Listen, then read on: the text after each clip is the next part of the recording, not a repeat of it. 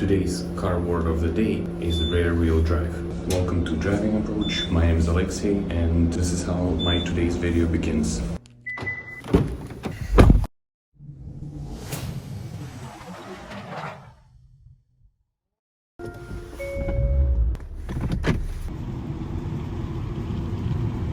Today's car word of the day is rear wheel drive. Unfortunately, this car is not rear wheel drive, it's front wheel drive. Rear wheel drive is actually my favorite way of power distribution in a car, because that's the one where you can actually properly drift. Because if it's an all-wheel drive car, technically it's not a drift, it's like called a power slide, which makes sense because for proper drifting you need a rear wheel drive car. Well, and if you watched the previous video, you would know that in a rear wheel drive car, the engine is mounted usually longitudinally compared to a transverse engine like in a front wheel drive car. So longitudinally meaning the first cylinder will be like in the front, second, third, fourth will be going to the back longitudinally, like parallel to the car, body of the car.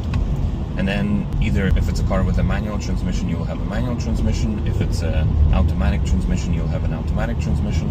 In between the engine and the transmission, you would either have a clutch in a manual transmission or a torque converter in a automatic transmission. And after that, a drive shaft and a differential, and the torque splits into two axles going into two rear wheels.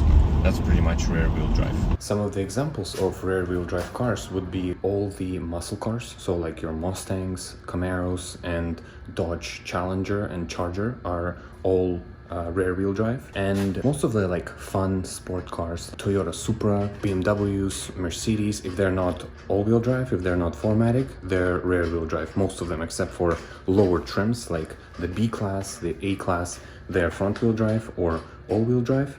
But the C class and like E class, S class, if they're not 4MATIC, if they're not all-wheel drive, they're rear wheel drive.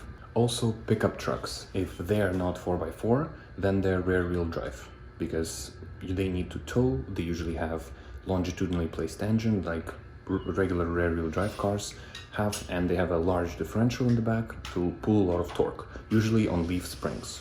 Well, and if you lift a rear wheel drive car on a hoist and press on the accelerator pedal, only the rear wheels will spin. One of the cool things you can do to a rear wheel drive car is to either weld the diff or have a limited slip differential, which will allow you to drive it more fun, drift, and do all kinds of cool things with it. The previous car I had before, the Genesis G70 3.3 liter twin turbo, actually had an all-wheel drive system, but it had a limited slip differential. Don't forget to like and subscribe for more videos like this. It also helps a lot if you click the notification bell to get notifications when I post the next video.